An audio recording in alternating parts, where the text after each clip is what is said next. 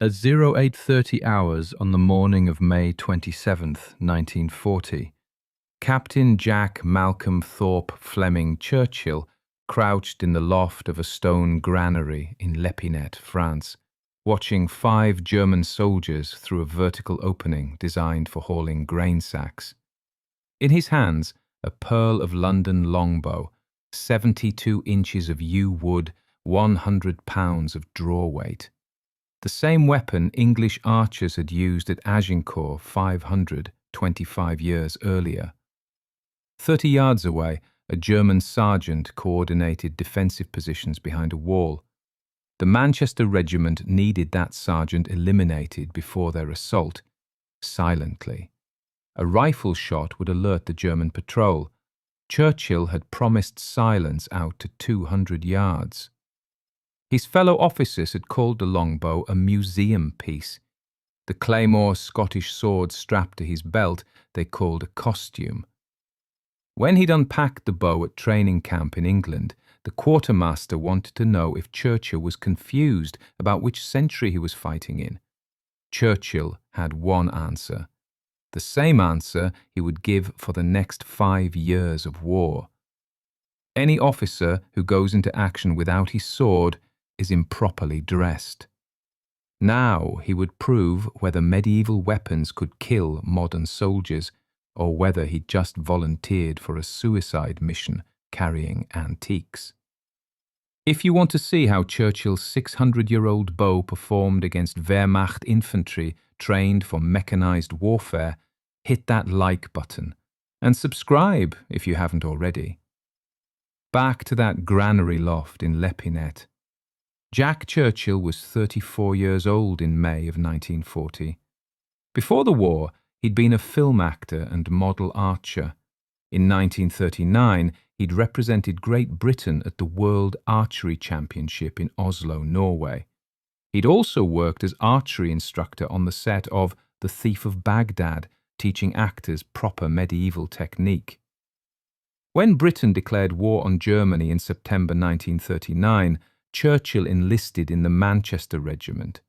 He brought 3 items the army did not issue: the Purle longbow, a basket-hilted Scottish claymore weighing 5 pounds with a 40-inch blade, and a set of bagpipes.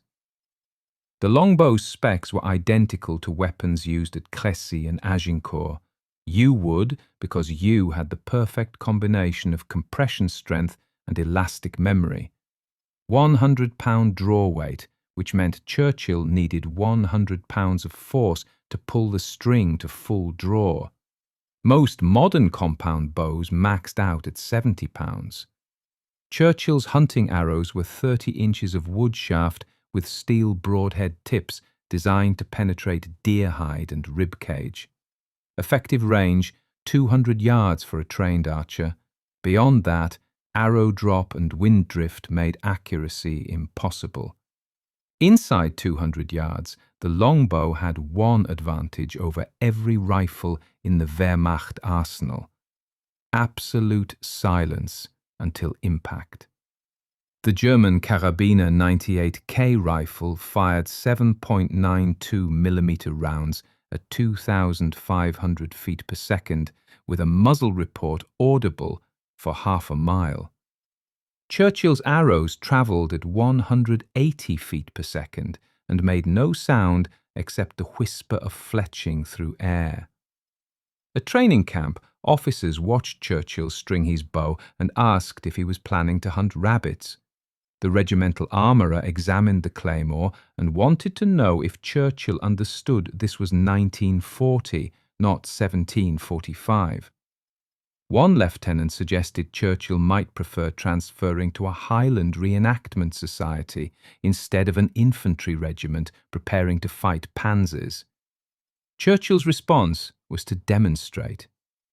At the camp's rifle range, he put 6 arrows into a 12-inch circle at 100 yards, while the other officers fired their Lee Enfield rifles at the same distance. His grouping was tighter than theirs. The quartermaster asked what Churchill would do when he ran out of arrows. Churchill tapped the claymore on his belt. I'll introduce them to 18th century Scottish hospitality. The mockery continued until May 10, 1940, when Germany invaded France and the British Expeditionary Force crossed the Channel. By May 20th, the Germans had reached the coast, cutting off Allied forces. The retreat to Dunkirk had begun. L'Épinette was a farming village 84 miles northeast of Lyon, near Béthune. Population maybe 200, mostly stone buildings with agricultural structures on the outskirts. By May 25th, German forces had encircled the village. Churchill commanded a mixed force holding the village as rear guard, while other British units withdrew north toward Dunkirk. His orders: delay the German advance for 72 hours, then exfiltrate under cover of darkness. On May 25th, a German patrol probed the British defensive line. Churchill was struck in the shoulder by rifle fire during the engagement. The wound was superficial, through muscle without hitting bone. The regimental medic cleaned it and wrapped it. Churchill refused evacuation. By May 27th, German pressure had increased. They'd brought up mortars and machine guns. Churchill's force was down to perhaps 60 men. The Germans were preparing a coordinated assault. At dawn, Churchill observed 5 German soldiers taking up positions behind a stone wall on the village's south edge. One of them was a sergeant, identifiable by his uniform markings. The sergeant was directing the other 4, pointing toward British positions, setting up fields of fire. Churchill understood the tactical problem immediately. That sergeant was coordinating the assault. Once the German attack began, he would direct machine gun fire and mortar strikes. British casualties would be severe. A rifle shot would kill the sergeant, but alert every German in the area. Churchill needed him dead, without sound, without warning. Churchill retrieved his longbow. Churchill climbed to the loft of a granary 30 yards from the German position. The loft had a vertical slot in the stone wall, roughly 8 inches wide and 24 inches tall, designed for hauling grain sacks up with rope and pulley. The opening gave Churchill a clear view of the German sergeant while concealing his position. He strung the longbow. Yew wood flexed as he bent it, hooking the string loop over the upper nock. The bow required both strength and technique to string properly. Done wrong, the limbs could snap and send splinters through an archer's face. Churchill nocked a hunting arrow. The broadhead tip was 3-bladed steel, designed to create a 1.5-inch wound channel. He'd sharpened it the night before with a whetstone until each blade could split paper. Range, 30 yards. Easy shot for a championship archer. But Churchill hadn't shot under combat stress. His shoulder wound throbbed. His hands were steady, but his breathing wasn't. Adrenaline did things to fine motor control. He controlled his breathing. In for 4 counts, hold for 4, out for 4. Archers learned this before they learned to aim. The body had to be calm before the shot could be precise. The German sergeant turned sideways, presenting his left profile to Churchill's position. Perfect. The ribcage was exposed. Churchill drew the bow to full draw, 100 pounds of force. His back muscles took the load, not his arms. Proper archery form was back tension, not arm strength. The string touched his nose and chin, consistent anchor point. He aimed 2 inches high to compensate for arrow drop at 30 yards. The broadhead tip aligned with the sergeant's left chest, just below the shoulder. Churchill released. The string snapped forward. The arrow cleared the bow. Churchill saw the fletching blur as it crossed the 30-yard gap in less than a second. The German sergeant jerked. The arrow struck him in the left chest, exactly where Churchill had aimed.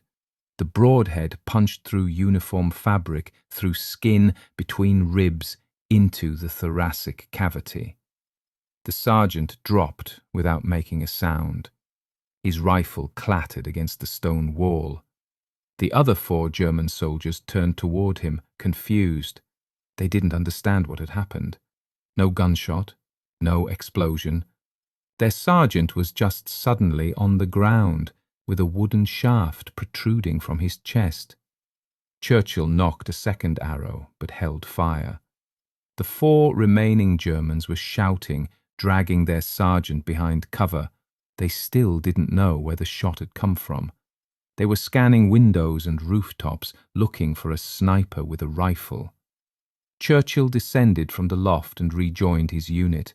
He told the platoon leader the German sergeant was eliminated. The platoon leader asked how. Churchill showed him the bow. 2 minutes later, the British assault began. Without their sergeant coordinating defence, the German soldiers fell back in disarray. Churchill's unit overran their position and captured 3 of the 5. The 4th had fled. The sergeant was dead. The captured Germans kept staring at Churchill's bow. One of them asked in broken English if they were fighting English or Indians. Churchill told him in fluent German that he was fighting a British officer who knew how to properly dress for combat. The German looked at the claymore on Churchill's belt and shut up. Churchill had just proven something the modern military had forgotten. Silence was a weapon. That German sergeant died without alerting his unit, without calling for reinforcements, without firing a shot. Medieval technology, 20th century application. But the war was just beginning for Mad Jack Churchill, and the longbow was just one of his anachronistic weapons. If you're learning something new about World War II history, do me a favour and hit that like button. Every like tells YouTube to share this story with more people who need to hear it. Now, back to Churchill's war. By 1600 hours on May 27th, German forces had surrounded Lepinette. Churchill's rearguard mission was complete. The main British force had withdrawn north. Now, Churchill's 60 men were isolated, outnumbered, and running low on ammunition. Churchill made the decision to exfiltrate at night. The Germans would expect them to surrender or die in place. They wouldn't expect a nighttime breakout through German lines. At 2200 hours, Churchill led the remnants of his company out of Lepinette. They moved east through fields and hedgerows, avoiding roads and open areas. German patrols were active, but the darkness and terrain gave Churchill's men cover. Churchill led from the front despite his shoulder wound. The claymore was strapped to his back. The longbow was slung across his chest. He carried no rifle. When a staff officer had questioned this back in England, Churchill had explained that an officer's job was to lead men, not engage in sustained firefights. His weapons were for specific tactical applications, not general combat. The company moved for 6 hours through German-controlled territory. They crossed the Lys Canal at a damaged bridge the Germans hadn't posted guards on. By dawn on May 28th, they reached British lines near Armentières. Churchill had exfiltrated his entire command without a single casualty during the withdrawal. His superiors wanted to know how. Churchill's report was 3 sentences. Moved at night, avoided contact, used terrain. In September 1940, Churchill was awarded the Military Cross for his actions at Lepinette. The citation read, "For gallant and distinguished service during the defence of the village of Lepinette during the withdrawal to Dunkirk." The citation didn't mention the longbow. The army didn't have a category for that. By September 1943, Churchill was a lieutenant colonel commanding No. 2 Commando. He'd fought in Norway, where he'd led a raid on Vauxhall Island while playing March of the Cameron Men on his bagpipes as his men stormed ashore. He'd fought in Sicily during Operation Husky. He still carried the claymore. He still carried the bow. and his men had stopped laughing about it after watching him use both in combat. On September 9th, 1943, Allied forces invaded mainland Italy at Salerno. No. 2 Commando's mission was to capture German observation positions in the hills above the beachhead near the village of Molina. These positions directed artillery fire on Allied landing craft. As long as the Germans held the high ground, the invasion was in jeopardy. The terrain was brutal. Steep hillsides terraced for vineyards, stone walls every 20 yards, dense vegetation. The Germans were dug in with mortars, machine guns, and a clear view of every approach.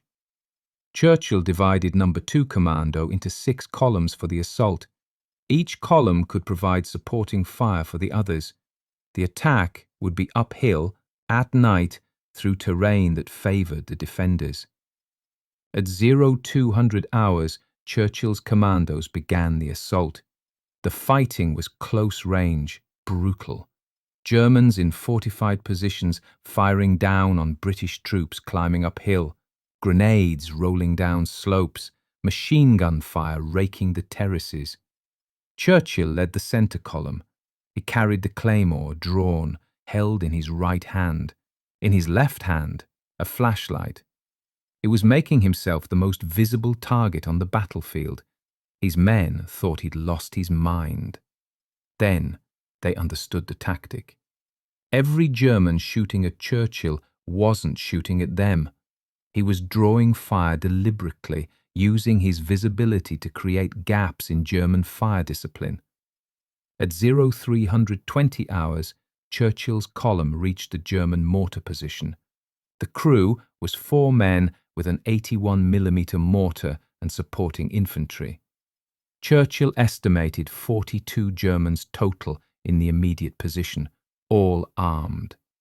Standard Commando doctrine: suppress with rifle fire, assault with grenades, clear with bayonets. Churchill's doctrine: use the claymore. Churchill charged the mortar position alone. The 5-pound claymore was heavier than a rifle, slower than a bayonet, and completely terrifying to soldiers who'd never seen one used in combat. The German closest to him raised his rifle. Churchill swung the claymore in a horizontal arc.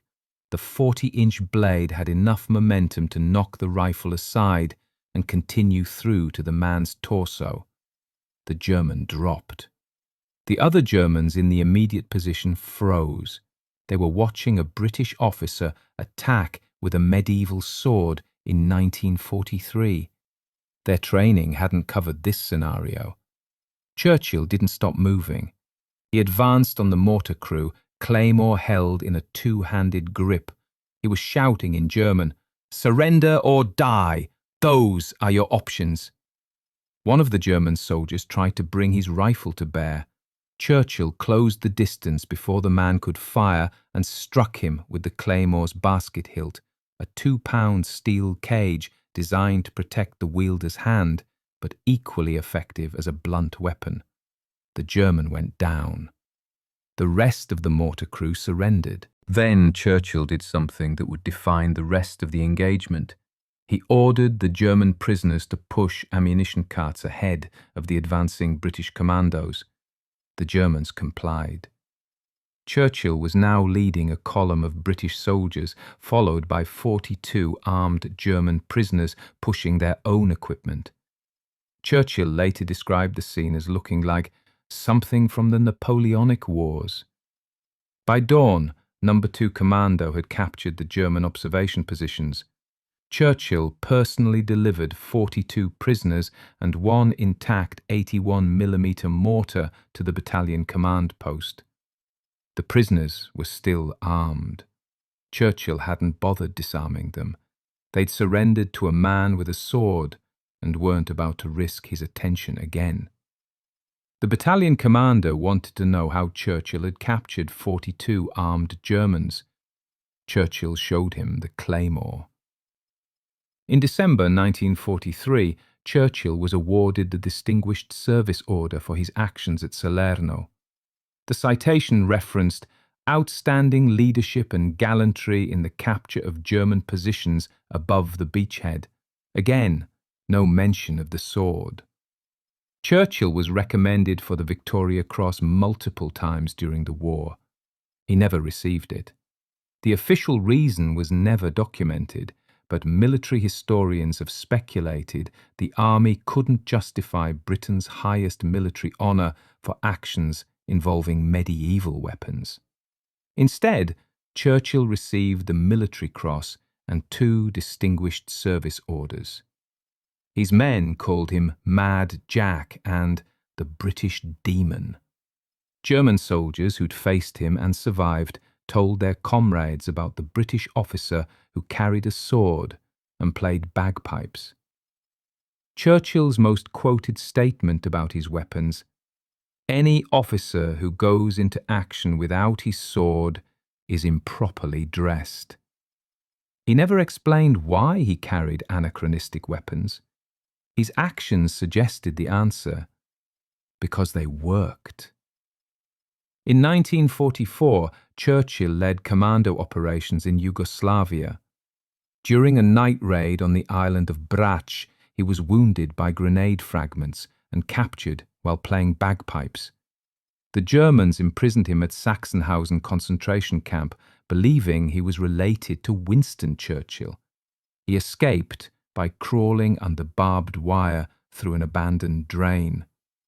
He was recaptured near the Baltic coast. He escaped again in April 1945 when his guards fled, then walked 150 miles through the Alps with a fractured ankle before reaching American lines. After Germany surrendered, Churchill volunteered for operations in Burma. When Japan surrendered before he arrived, Churchill reportedly said, "If it wasn't for those damn Yanks, we could have kept the war going another 10 years. Churchill left military service in 1959. The longbow and claymore disappeared into private ownership. They're not in any documented museum collection. Churchill never wrote training manuals on archery or swordsmanship. He competed in archery championships but didn't promote medieval weapons as viable military equipment. His position was simpler. A properly trained officer should be competent with any weapon, ancient or modern. In 1948, Churchill was in Jerusalem during the Arab-Israeli conflict. When Arab forces ambushed a convoy carrying 500 Jewish doctors and patients, Churchill organized their rescue, personally leading the evacuation under fire. He remained a soldier until he couldn't be anymore. John Malcolm Thorpe Fleming Churchill died on March 8, 1996.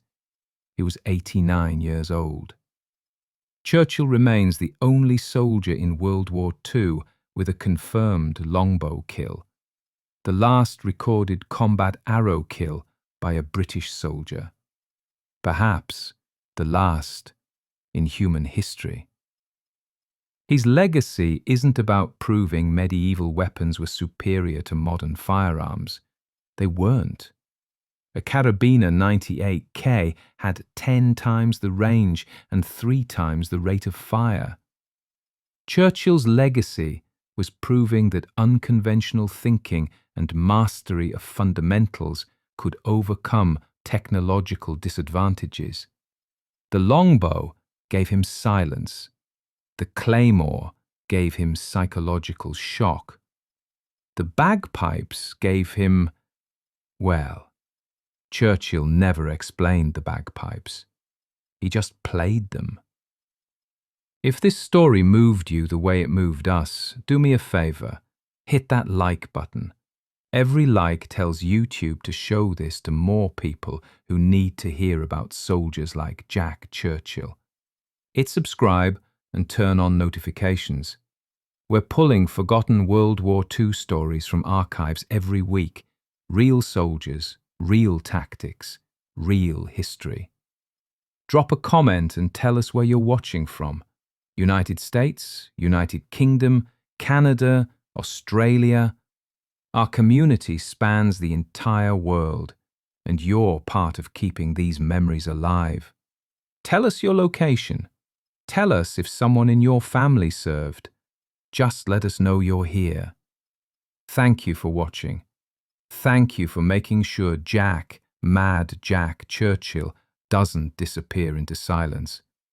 These men deserve to be remembered, and you're helping make that happen.